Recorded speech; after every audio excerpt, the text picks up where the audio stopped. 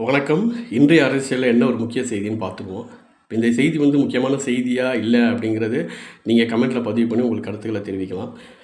இப்போ தமிழகத்தினுடைய முதல்வர் திரு ஜோசப் விஜய் அவர்களுடைய நெருங்கிய நண்பராக பார்க்கப்படும் திரு சஞ்சீவ் ஒரு கருத்தை சொல்லியிருக்கிறாரு. என்னன்னா, கூடிய விரைவில் தமிழகம் சிங்கப்பூராக மாறிவிடும். ஏன்னா, இந்த புதிய ஆட்சியுடைய அந்த வேகம், அப்புறம் அவங்க நடத்தக்கூடிய ஆட்சியினுடைய நேர்மை இதெல்லாம் பார்க்கும் பொழுது, சிங்கப்பூர் கூடிய விரைவில் அதாவது தமிழகம் கூடிய விரைவில் சிங்கப்பூராக மாறிவிடும் அப்படிங்கிற சொந்த கருத்தை வெளியிட்டிருக்கிறார்.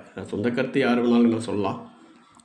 பட் இதில் என்னன்னா, தமிழ்நாட்டுக்கு புதிய ஆட்சியாக அமர்ந்திருக்கும் திரு விஜய் அவர்கள் என்ன சொல்லியிருக்காங்க, தமிழ்நாட்டுடைய கடன் இப்போ 10,00,000 கோடி இருக்குது.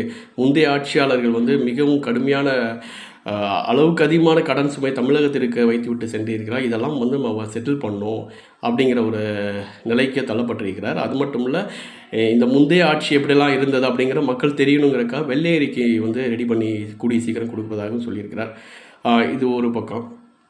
இப்போ பார்த்தீங்கன்னா, இப்போ சஞ்சீவ் அவர்களுடைய கருத்தில் என்ன சொல்லியிருக்கிறாருன்னா, தமிழ்நாட்டினுடைய இந்த ஆட்சியை பார்க்கும்போது அவருக்கு எப்படி தோணுதுன்னா, முதல்வன் 2 படம் பார்க்குற மாதிரி இருக்குது அப்படின்னு சொல்லியிருக்கிறாரு. ஒரு முதல்வன் படம் எப்படி இருந்ததுன்னு நம்ம அனைவருக்கும் தெரியும். அது இப்போ தான் ஒரு ஆட்சி அமைச்சிருக்காங்க. இப்போ தான் அமைச்சரவை விரிவாக்கம் செய்யப்பட்டிருக்கு. இனிமே தான் நிதிநிலை அறிக்கை ரெடி பண்ணி இப்போ தமிழகத்தினுடைய சட்டமன்றத்தில் தமிழகத்தினுடைய பட்ஜெட் தாக்கல் வேறு பண்ணணும். அதை பொறுத்து தான் எந்தெந்த துறைக்கு எந்த நிதி ஒதுக்க வேணுங்கிற நிறையா திட்டங்கள் இருக்குது. இதெல்லாம் தாண்டி இந்த 10,00,000 கோடி கடன் இதெல்லாம் ஃபைசல் பண்ணி, அதுக்கப்புறம் இவங்க கொடுத்த அந்த இலவச வாக்குறுதிகள் அதெல்லாம் நிறைவேற்றினதுக்கப்புறம் மீதி இருக்கிற கஜனாவை வச்சு தான் தமிழ்நாட்டை சிங்கப்பூராக மாற்றணும். நம்ம பொறுத்திருந்து பார்ப்போம் இது எந்த அளவுக்கு நடைமுறைக்கு சாத்தியம் அப்படிங்கிறத. அந்த மாதிரியான ஒரு சூழல் உருவானால் தமிழகம் சிங்கப்பூர் மாதிரி ஒரு நிலைக்கு தள்ளப்படுறதுங்கிறது நல்ல ஒரு விஷயம். சிங்கப்பூராக மாறுதுன்னா தமிழ் மக்களுக்கு ஒரு நல்ல ஒரு சந்தோஷமான ஒரு விஷயம் தானே. ஸோ விஜய் தமிழக மக்கள் கிடைத்த ஒரு வரம் என்று சொல்லலாம்.